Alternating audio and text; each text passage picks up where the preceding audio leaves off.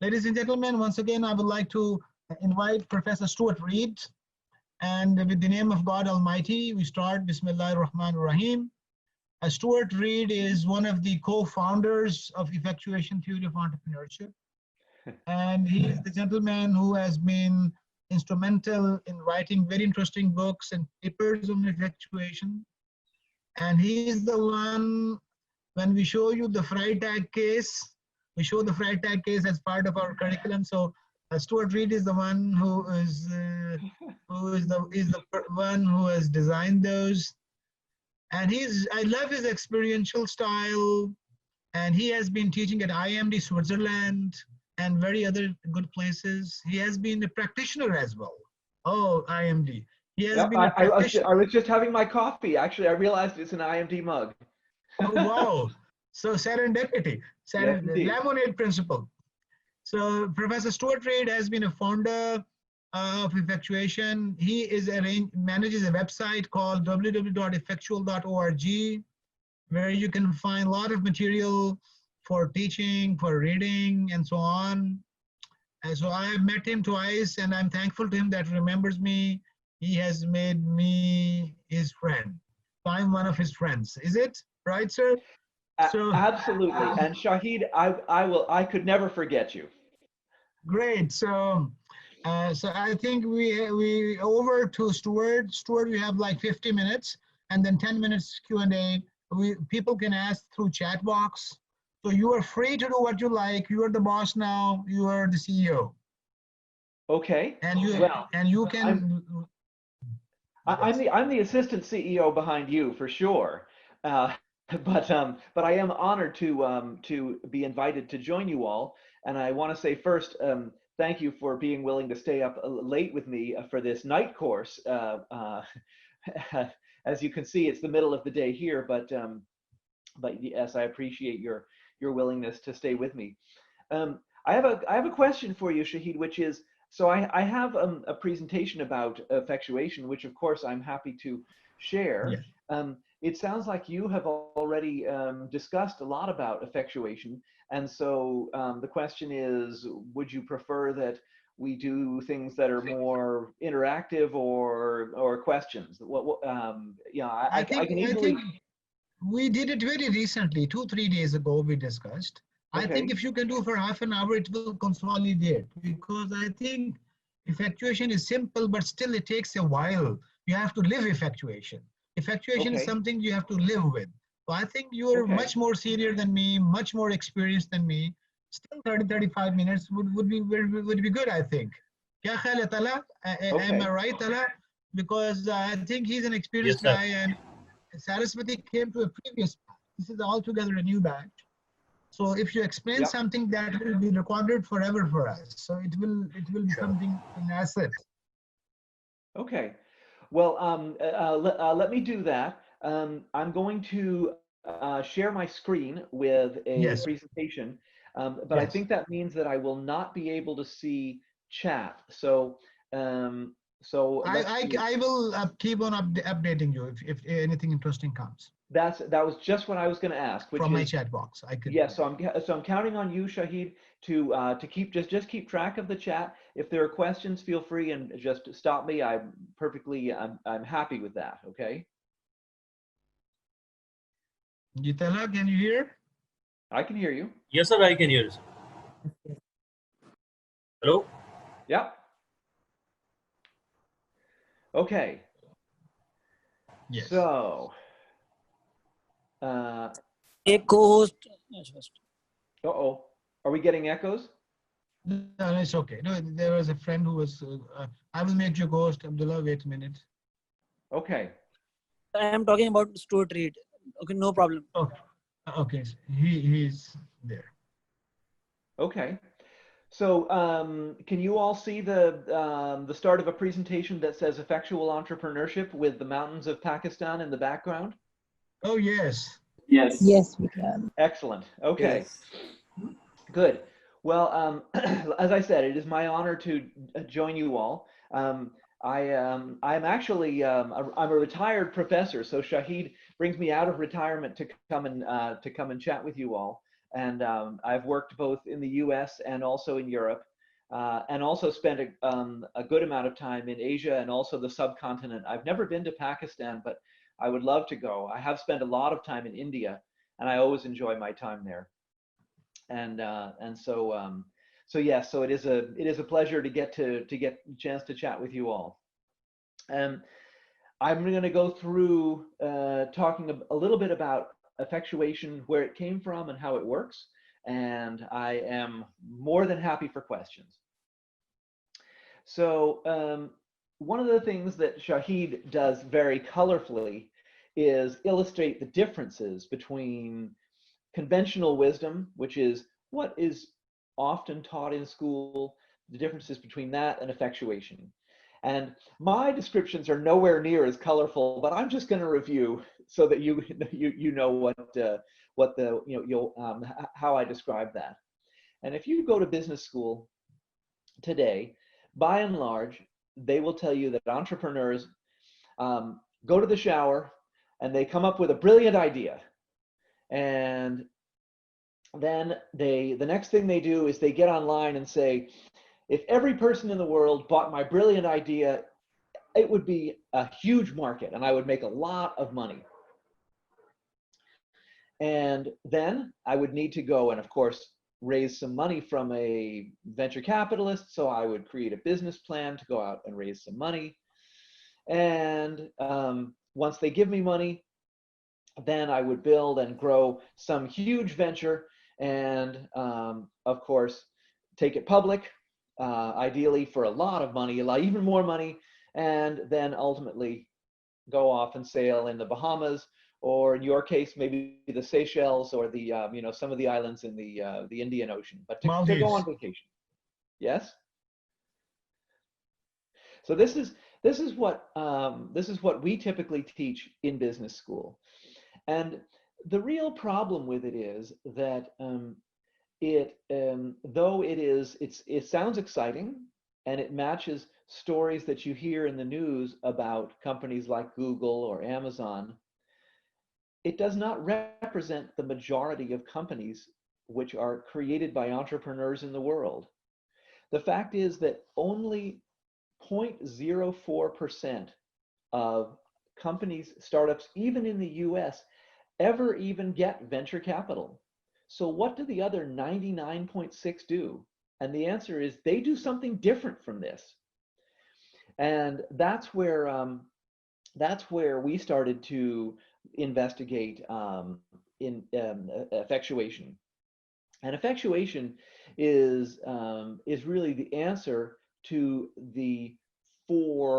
what we found the four generic problems are when people say, well, I want to be an entrepreneur, but, and all of the buts stem from what we teach in business school. So if we teach in business school that you have to start out with a brilliant idea that you had when you were in the shower, well, a lot of people never even start because they think, oh, I don't have a good idea, or I need $10 million from a venture capitalist, and so if I don't have that, I can't start a company.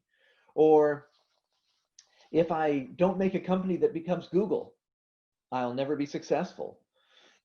Or I just don't even know really where to start. And it is interesting to see how many people who say, I want to be an entrepreneur, are stopped by these four problems. And one of the things that we observe in effectuation, and we observe about expert entrepreneurs, is that they have a way around these four problems. They have a different logic for how they build a venture that makes those four problems go away. So that takes us to effectuation. And before I tell you exactly about effectuation, which you probably already know from Shahid, I'll give you a little bit of the background. And the background came from Sarasvathy, who did the initial research around this. And she looked at, she started studying expert entrepreneurs. And the reason that she did is because a lot of research before her tried to figure out what made entrepreneurs different. And there were all kinds of theories. You know, there was one theory that said that to be an entrepreneur, you had to be bald.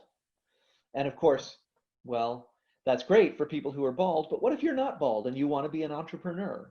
Or you have to be a risk taker or something else like that. And so she instead said, well, okay, I have lots of people who may or may not be the same as, you look the same as people who want to be entrepreneurs. They may be the kind of people that Shahid described in the beginning. They may be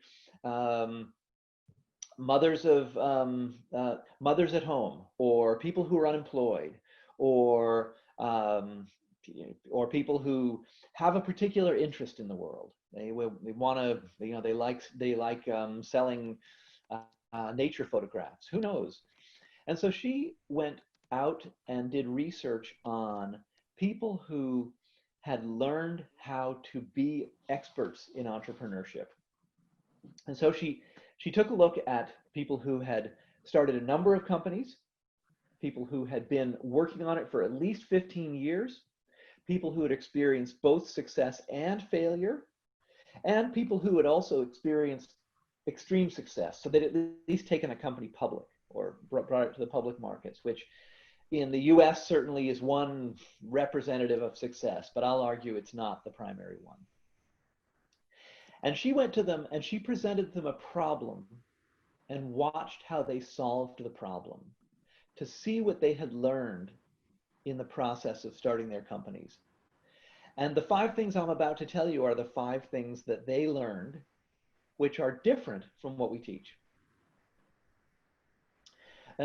Since then, we've done an enormous amount of follow-on research looking at case studies from all over and thousands of individuals from more than 50 countries in the world. So even though her sample was largely based in the US for the original research, it's something which is true pretty much everywhere we've looked.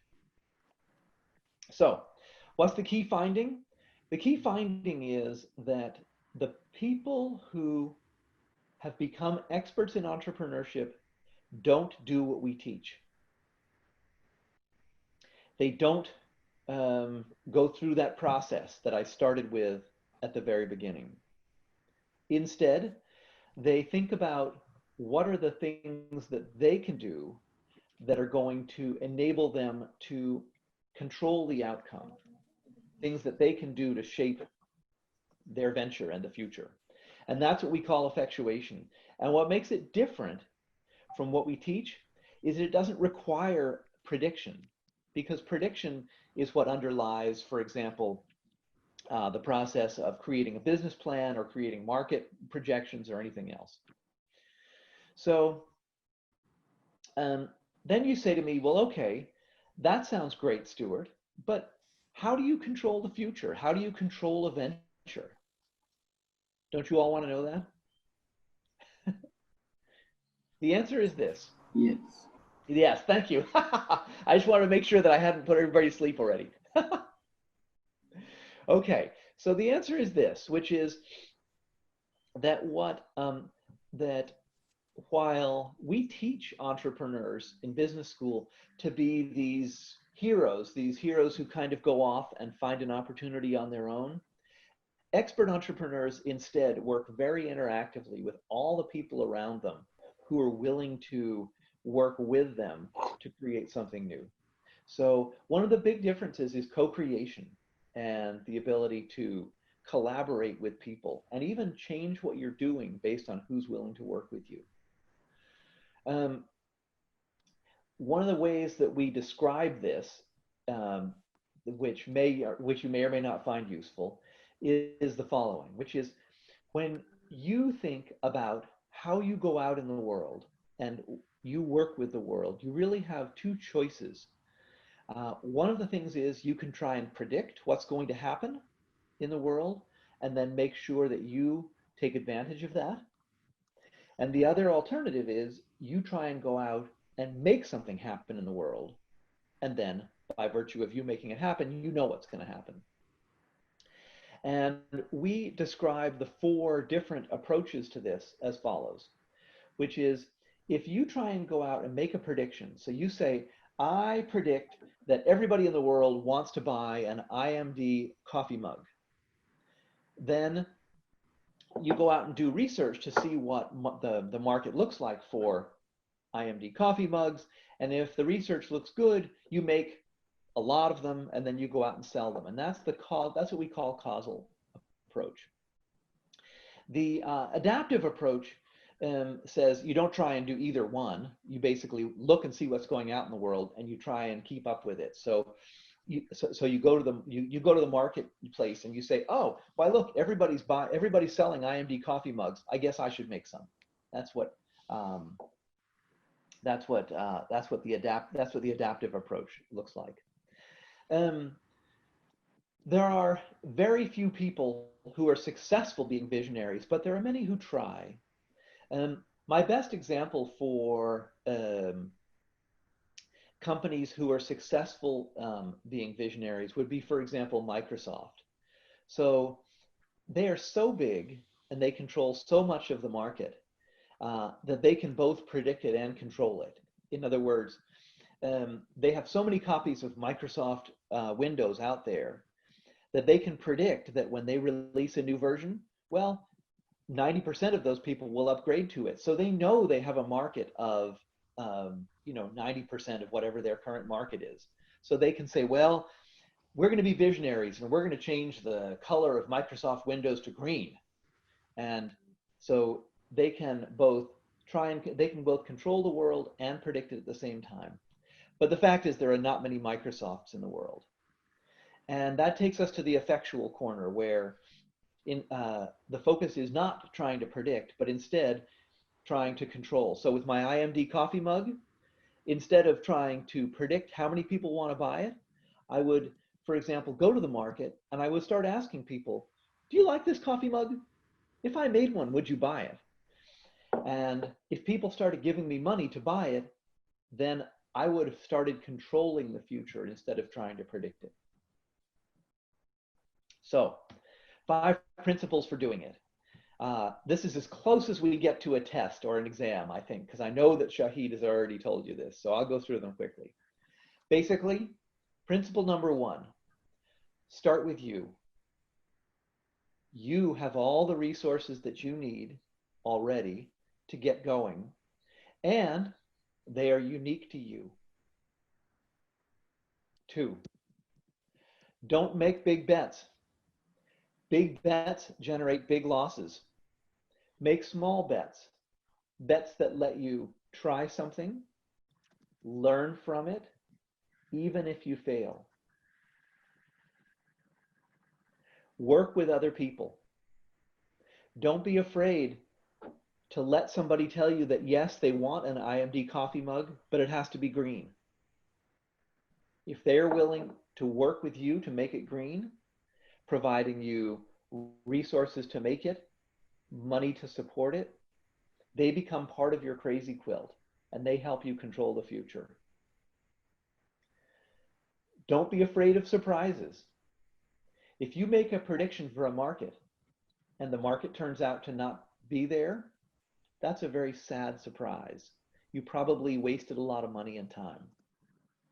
But if I go out and I say, okay, I want to sell IMD coffee mugs, and somebody says to me, you know, I already have too many coffee mugs. I need a shelf for my coffee mugs. And I say, oh, that's interesting. Tell me more about that. I could just as easily move from being in the coffee mug business to being in the shelf business. If I had bet my whole life on being in the coffee mug business, that would be a sad surprise. But because I didn't, it's easy for me to change and take advantage of that surprise. And finally, use these things to help you steer instead of being steered, to help you control the future. So these are the 5 principles of effectuation. As I said, not as colorful as anything Shahid would tell you, but they're the basics of where we start.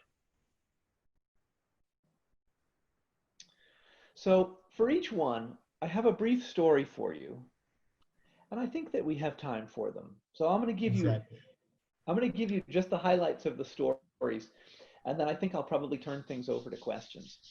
But I do think you'll enjoy a few of the stories because Exactly. they're a pretty diverse set. Um, and let us start with the overall idea. Some people that I get in class say to me, okay, Stuart, that's all really interesting. Prediction, control, it all sounds really great, but I don't really get it in practice. And I say to them, have you ever been hungry? And they say, yeah. And I say, well, when you're hungry, you have two choices in how you cook. You can either cook causally or you can cook effectually. And you've probably done both. But the causal cooking is very simple, which is you go to your bookshelf and you take out a recipe, and a recipe will predict what you can create with a given set of ingredients. So you say, okay, I want to make a certain dinner, and it will tell you the list of ingredients that you need in order to make a certain dinner. Then you go and accumulate those ingredients, you follow the instructions, and if you've done it well, you will be able to recreate the recipe. That's causal cooking. I know that many of you have probably done that. Many of you have probably also cooked effectually. Thank you for clearing off the marks. I don't know where they came from. Many of you have probably cooked effectually also. And cooking effectually is equally simple, but it has a completely different process. The effectual process starts when you open the door to the refrigerator or you open the door to the cabinet and you say to yourself, what do I have to work with?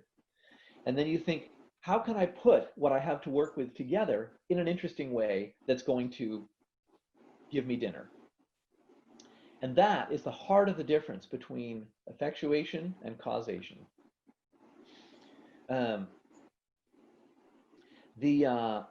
We do an effectual dinner sometimes when we get together with effectuation scholars, where we bring everybody together into a big room and only present a set of ingredients that are already on the table and say, okay, you have an hour to cook dinner. Let's see what you come up with. And it is fascinating to see how, for some people, it's much easier to think about working with what they have.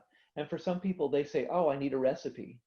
And if you find yourself saying, oh, I need a recipe, what you recognize about yourself is you probably you're going to have to actually think about how you want to be effectual, how you want to look at that table full of ingredients and think about what you can do with it. But the answer is you can always do a lot more with it than you thought. All right, so the bird in hand principle, starting with who you are. I'm going to tell you a story about a company called Husk Power Systems. Husk is a company that was started in Bihar in India, Bihar province, and was started from very modest means. Bihar is a poor province, and it is one of many where access to electricity is very limited. Only few people have electricity, and electricity is, even for them, only available occasionally. And at the same time, there aren't a lot of resources in Bihar. So what Husk said is, well, okay, we don't have a lot to work with, but we do know that people need electricity. And so they went back to old engineering designs, and they found a device which you will see here, which is called a gasifier that was invented actually during World War II. And what it does is it takes agricultural waste, heats it up, and turns it into, which is the residual from growing and milling rice, and use it to burn it basically, and to make electricity for to make local electricity in the towns in Bihar. And it's a fascinating story, both because it started with things that already existed, basically an old design for a gasifier, and agricultural waste, which was otherwise not being used. So these are things that people already had available, and it also solved a problem that could not already be solved. There are lots of things that I think are fascinating about the Husk story, which I won't tell you, although it is up on the site at effectuation.org, where you can read about the whole thing. But to me, the most fascinating part about it is this, which is once they figured out how to set it up, they first off were able to finance it one village at a time through pre-commitments from the villagers. So they go raise a little bit of money from the villagers to build one of these things and then set it up and get it running. And the second part of it is that through their design, they can actually make power less expensively than the national company. So Husk offers power at about a third the cost that it costs to buy power from the national supplier. So anyway, they've done well. They've gone on to supply several thousand villages with power, and are continuing to grow organically, starting with simple things they already had available. This is another favorite. Let me say this. They're all my favorites. So if you don't recognize this lady, she is, I don't know if she still is, but when I wrote this story, she is the richest woman in the world. And she runs a company called Nine Dragons Paper. In the early 1990s, she went from China, where she is from, to the US. And she and her husband bought an old Chrysler minivan for about $1,000 and drove around the United States. And what they saw was waste paper. People in the US throw out an enormous amount of paper, more than 700 pounds of paper per person per year. And she knew that in China, there's an incredible demand for paper, because paper is used for all kinds of industrial processes, but most important, the packaging for all the goods that Chinese companies make.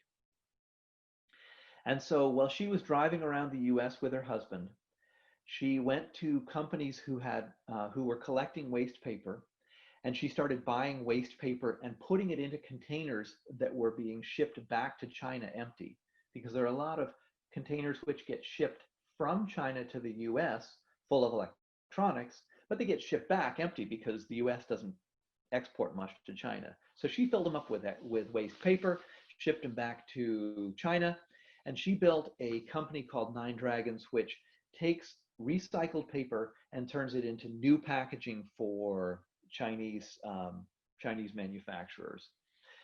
She is currently the third largest paper manufacturer in the world, and like I said, the richest woman in the world, off of starting with $1,000, trash, and empty containers. And she did it all in about 25 years. Really amazing story.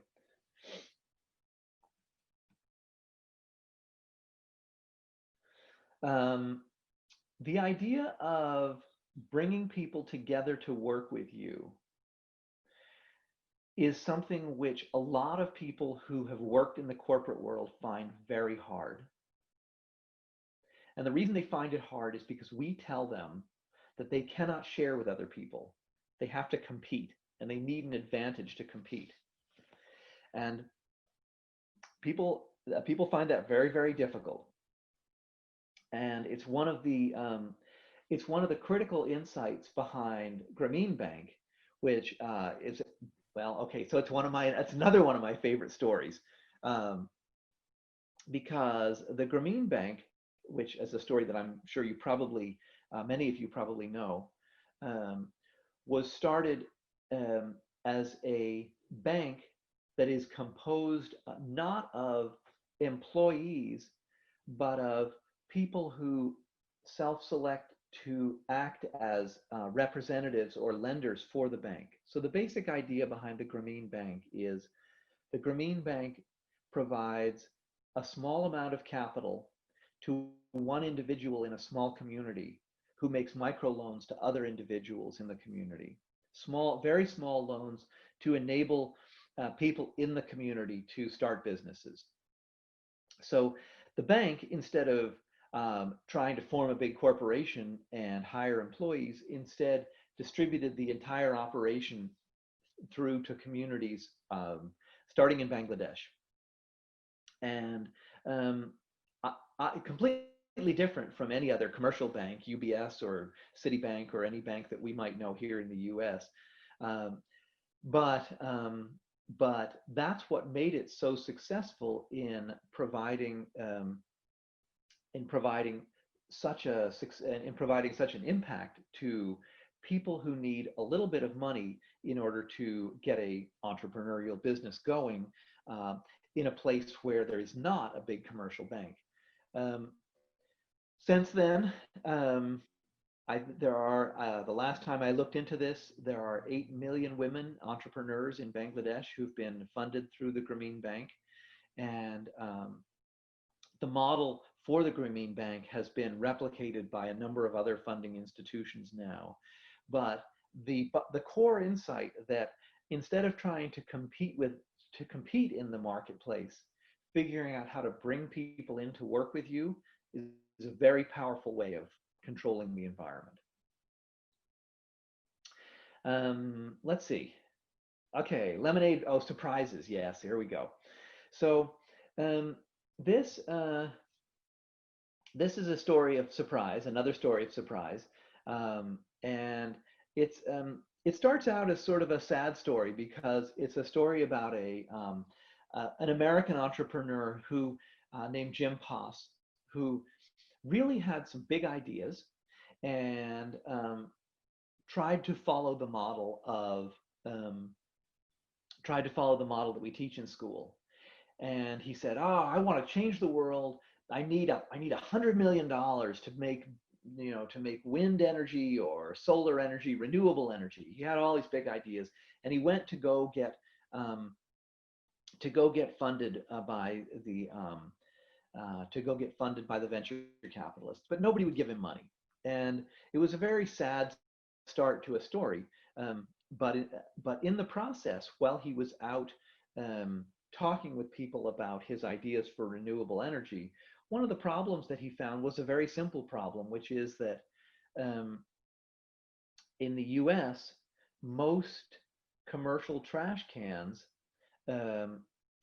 take a lot of effort to empty. They need to be emptied nearly every day because they fill up, and nobody crushes them down. And so as a result, there's a lot of energy wasted continuing to empty these trash cans. And so he, instead of trying to create a big wind farm or something else, his idea was, okay, let's build a trash can with a solar cell on top and a little motor in it, so that every night it takes the trash and compacts it down to the bottom, and it only needs to be emptied once a week instead of once a day. And as a result, saves a lot of people's time and also energy from the trucks that have to go out and collect the trash. So even though he had a big idea for huge wind farms, it turned into what is a solar powered trash can. He was successful in significantly reducing the amount of energy that's used, but he had to be willing to take his initial surprise, or his sad surprise, and be able to do something else with it.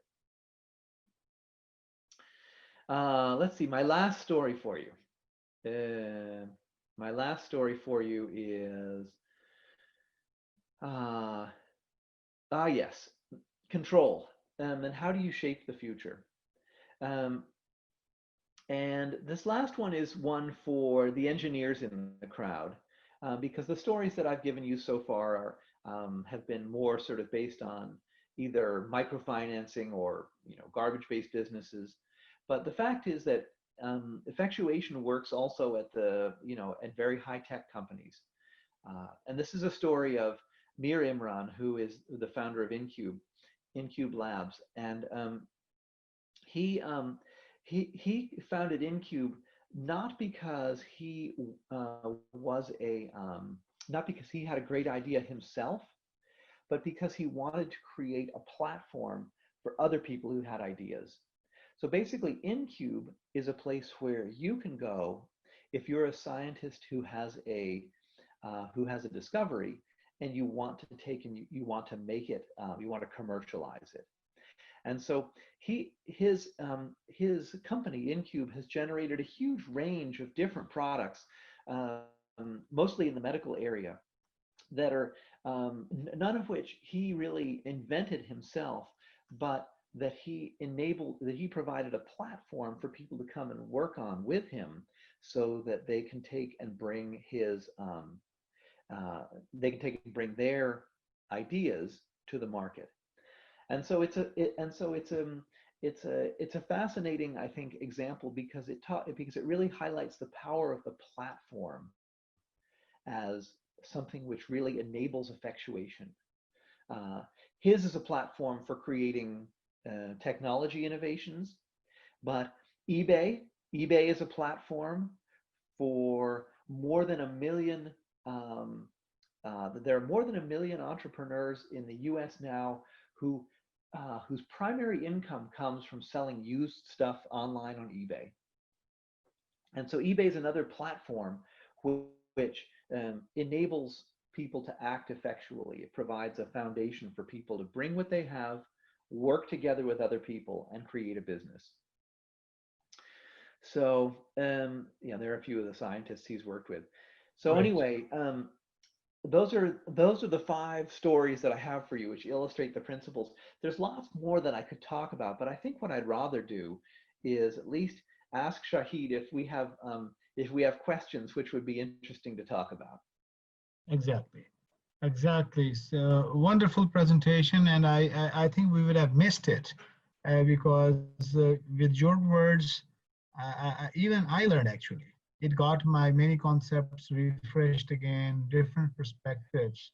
So I think we would have missed it if we didn't do the presentation. So let's go back to some quick questions. And so, great. So if somebody has a question, you can write in the chat box, and I will read it out for Professor Stuart, and that'll be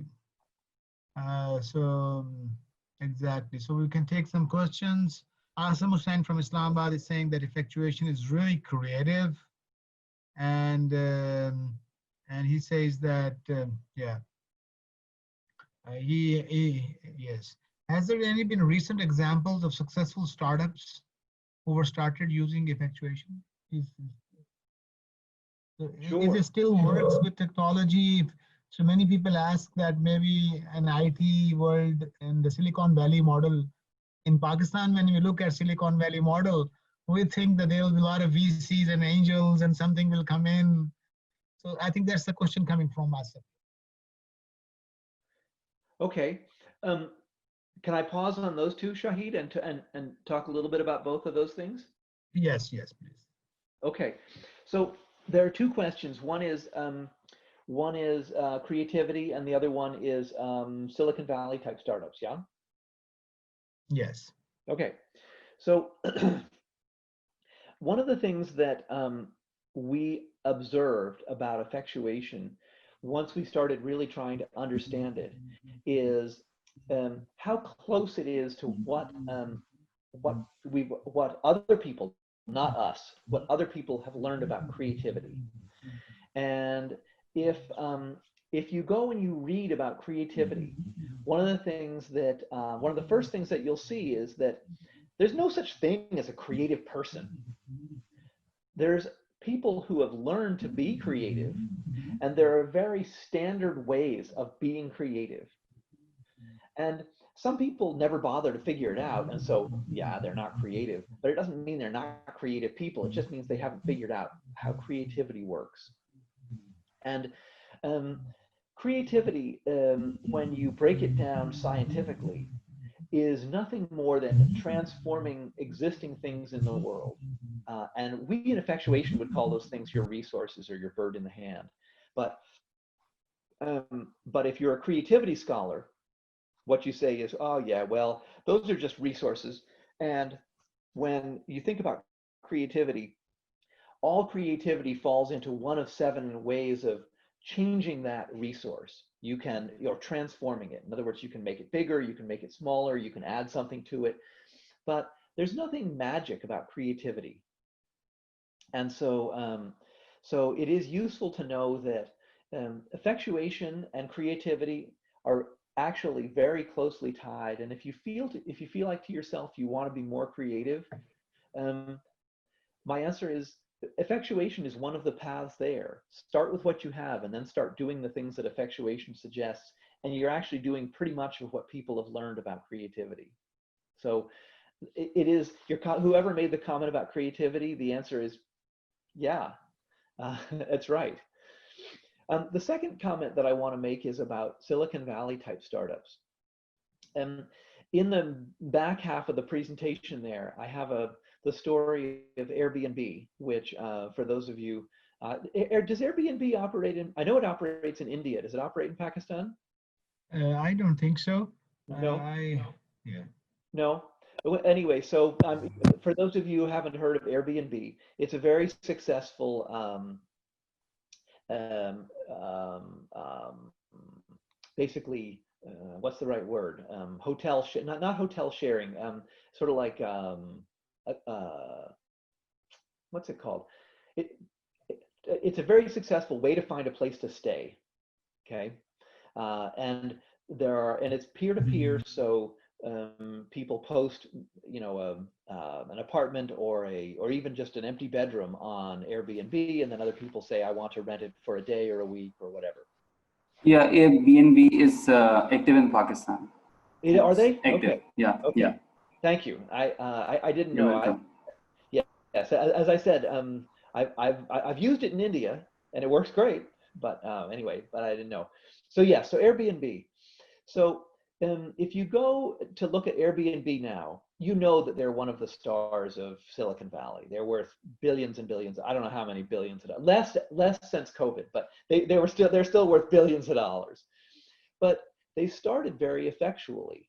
They started because the founders had an idea for a different company and were broke and needed a way to pay their rent. And so they had the idea of renting out the futon in their living room.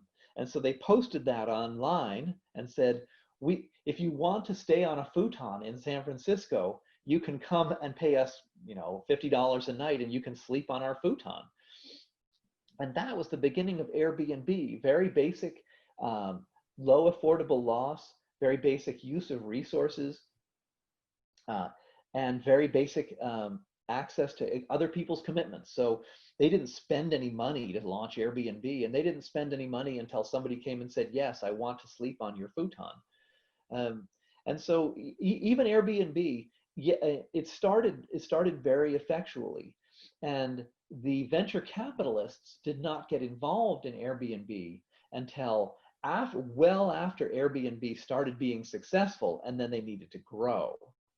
And so what I would say is that story is very common, and I want to appreciate the role of venture capital in helping companies grow very fast when they need a lot of capital.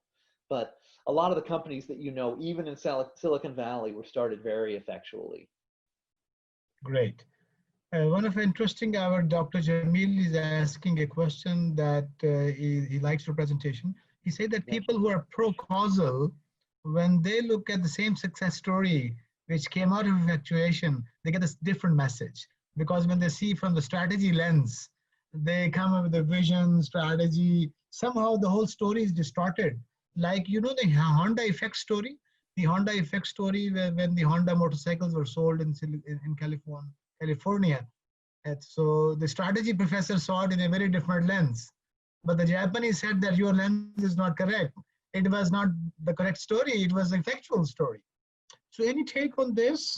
Dr. Jamil is asking that this tension between strategy and effectual professors is going on. And which lens is, I don't know what the exact question is, but he says that the same success stories are being used by effectual model. How can we differentiate the two? Wow, that's a great question. Thank you. Yes, excellent. So, so here's, I'm going to have to make a few remarks to answer that question. First off, very real issue. Okay, absolutely, see it all the time. One of the things that I observe from both researching entrepreneurs and also teaching, so IMD is all executives. So all my students at IMD were, you know, the managing directors of big, you know, FTSE 1000 companies. All of them, they tell great stories. The stories are only loosely connected with what actually happened. Yeah. Okay. And so when you go and research a company or a person, it is useful to get the story, and it is useful to research the other data around it to figure out which parts of the story are correct and which parts of the story are story. Because why? Because I don't mean this comment, by the way, in a bad way. Storytelling is an incredibly important part of working with people. We all respond to stories. We remember stories. And so that's why successful entrepreneurs and CEOs, they get good at telling stories. But for example, the research on effectuation, you know, the CEOs, I mean, if you ask the CEOs, how did this company happen? They would tell you, oh, I had a vision, and then I did it. And you say, okay, great. And then you say, okay, let's put that aside. And then you say, now, let me give you a problem which is not your company, but a different problem, a research problem, and let's look at how you solve it. And then when you look at how they solve it, it has it has no relationship to the way they tell you they started their company. And then you go back and you look at the things that were in the news about the company when they were starting it. And you realize, you know, in the 15 or 20 years since they started the company, the story's changed. My favorite example of that is Starbucks.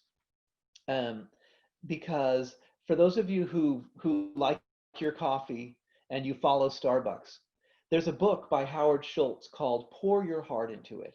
And he wrote the book.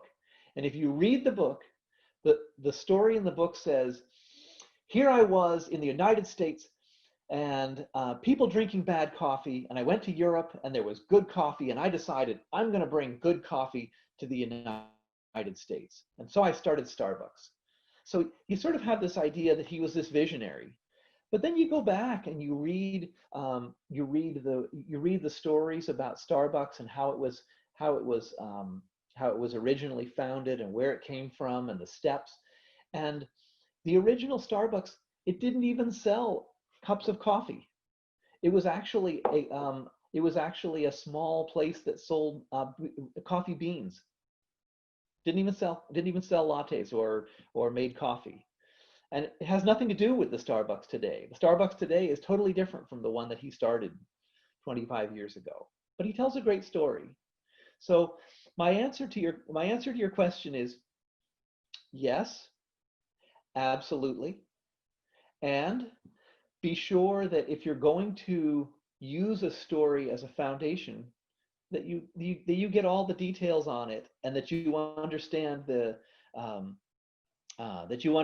you piece apart the causal pieces from the effectual pieces.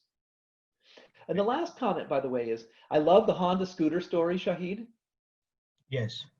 And the story, have you already told the story to the group? No, they don't know it. Okay, so permit me. Uh, Yes, please. okay.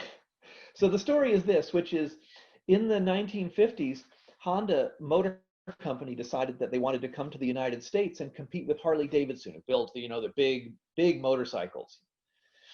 And so they built some big motorcycles, and they sent some Japanese to the United States to come and sell the motorcycles, and they sent them over with these little scooters, these little Honda scooters, and they sent them to Los Angeles, big city, where people buy a lot of Harley Davidsons, and the Japanese drove all around Los Angeles on their little scooters, trying to sell big Honda motorcycles. Nobody would buy them. And finally, somebody said, I'm not interested in that big motorcycle, but that little scooter there, can I buy that? And they said, well, sure. And so they called up Japan and had an order of the little scooters put into a container and sent over. And so that was a very effectual beginning. But as soon as they saw the interest in that, then the operation shifted to be very causal. In other words, the Japanese started making projections and building scooters for the US market, shipping them for the US market, making, and doing all the planning that you would do. So there are always causal pieces and effectual pieces in a story. And that's the other thing that makes the problem that you describe hard, which is you really have to be critical to pick out which piece is causal and which piece is effectual. Great. Thank you very much for a very interesting debate. Can we take two or three more questions, Stuart? Sure. Okay. So we have Irfan is asking, leap of faith is something that's the first step when one is transforming from a salaried background. It gets a little more difficult. How can one deal such fear of unknown? So salaried person moving into entrepreneurship, the fear of failure. Yep. It's a great question. You guys have great questions. Yeah. That's hard because keep in mind, the company invests in you and makes every effort to keep you. That's why you get stock options or retirement plan. I mean, they want to train you, they want you to become an expert, and they want you to continue working there. And so what they're doing from an effectuation perspective is increasing your level of an affordable loss for you to leave. So for a lot of the people who I, especially at IMD, talked with about becoming entrepreneurs, the very first step is not the idea or anything else. I mean, they have access to lots of resources and they have ideas and people that they know, but it's overcoming this issue of affordable loss. And there are several approaches that people used to use to deal with that. Number one, and this is probably the most important one, which is figuring out how to do something on the side so that they can continue to work for their company and also pursue a entrepreneurial idea on the side. Most companies, and by the way, I always recommended them to go to the company and say, hey, listen, I have this idea, I want to pursue it. It doesn't compete with the company, so and I'll do it on my own time. And most of the time, the companies say, fine, go to it. So if the company says no, this is a problem, but this is a great way to do it because two things. One is your level of affordable loss is very low. If your idea doesn't work, you still have your job. If your idea doesn't work, you've only invested the time that you put into it, or maybe some of your money. So that's the first thing. The second thing is that if the company won't let you, or if you feel like, okay, you want to go out and go out and be on your own, then there's another level of deliberately assessing affordable loss. So you have to say to yourself, okay, for example, I have maybe a house and I'm married and I have 2 children and I have these kinds of expenses. And so I know that I need to be able to pay, to pay this. And so, to pay X. And so then I need to have, for example, Y in the bank in order for me to go and try a company. Okay. And so going through that calculation and saying, all right, I'm willing to lose, 6 months of my time and 6 months of my expenses to try something out. That's harder. That's harder than doing something on the side. But that's the second level of affordable loss, which says, okay, I'm going to put in, whatever it is, $10,000. I'm going to put in 6 months of my time. If I have not gotten a first sale by then, I'm going to go back and take a job. I'm going to quit. And so that's useful because it limits the downside. And that's also especially useful for people who have partners who need some kind of comfort that says, okay, yes, you want to go do a company. I know you're going to spend 6 months, and so I know that it's not going to go on beyond that unless there's some success. So that's the next level, and that's also affordable loss, but it's a higher level of affordable loss. The last thing that people do that I'm aware of is they have a friend who says, Shahid, I will always hire you. And so, so for them, that's affordable loss. So they say, okay, I'm going to quit my job and I'm going to go try this thing. And I'm not sure how long I'm going to go and try it for, but I know that in the worst case, I can always call Shahid and I can say, Shahid, I tried my company, it didn't work, I'm ready for that job. And that Shahid will say, okay. So these are the very practical ways that people handle the problem which you describe of, I'm afraid. Great. Yeah. So once again, thanks a lot. You need to work in your affordable loss. Mahwish Sayed, she is a female entrepreneur in Karachi, and she's saying that in this pandemic, has it become difficult to start a business in your point of view? Or is it more challenging? What shall we do as an entrepreneur? Any tips in this pandemic when we're restricted and contained or something like that? You guys are good. I was worried that you all would be tired, that it would be too late at night, but no, great questions. They're not going to leave. They love your answers. Yeah. Yes. So the answer is already in effectuation. The answer is take the surprise and make lemonade out of it. So let me be specific about that. And it's funny because I just had this. I was just thinking about this morning. So the answer is, whenever there's a crisis, there are some companies that it impacts negatively and some companies that it impacts positively. And sure, the idea of starting a new, a new hotel today is not such a good idea. I mean, people can't travel right now, and so that's a really hard business to start right now. All right, fine. Here, the reason that I was thinking about it is that, but there are a lot of businesses which this particular problem creates opportunity for. And I was thinking about it not with regard to COVID, but also with regard to a different problem here in the United States.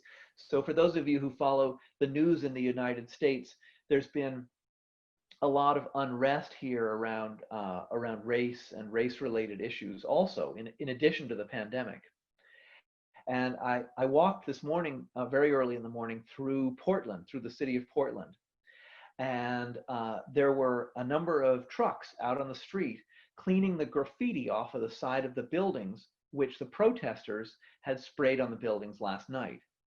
And these trucks they were white trucks, and they had printed signs that were just taped to the side that said 1-800-removegraffiti.com. And I thought to myself, I bet that business did not exist 2 months ago.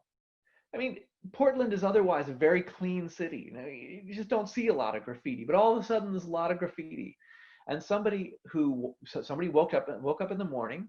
They were probably unemployed as a result of COVID, and they said, I'm unemployed from my restaurant job. because nobody's going out to the restaurants here either. But I do see the need to go clean up graffiti. And so they took their van, plastered a sign to it, and said, guess what? I'm in the business of cleaning up graffiti. And I bet they're making great money going through the city, cleaning up graffiti every morning, because there's just a lot of that as a result of the problem which we face here as well. So the answer to your question is, think about how to make lemonade out of the lemons, and that's where the answer is to where the opportunities lie in the crisis.